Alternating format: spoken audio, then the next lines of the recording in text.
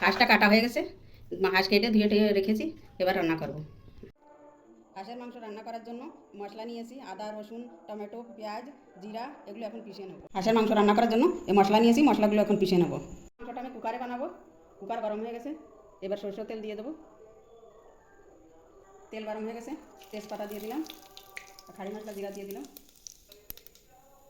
পেঁয়াজ কুচি দিলাম। পেঁয়াজটা ভাজা হয়ে গেছে, এবার আদা রসুন লঙ্কা টমেটো জিরা বাটা দিয়ে দেবো, ভেজে নেবো। হলুদ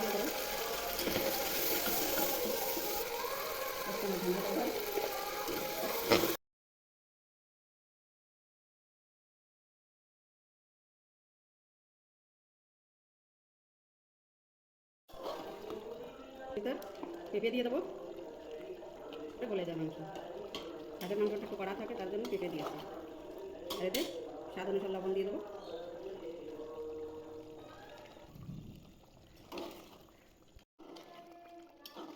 মাংসটা মশলার সঙ্গে ভালো করে ভেজে নিয়েছি, এবার জল দিয়ে দেবো, আলুগুলো দিয়ে দেবো। আলুটা আমি ভেজে নিইনি, কাঁচা আলু দিচ্ছি। এবার ঢাকনাটা বন্ধ করে 5-6 সিটি মারব।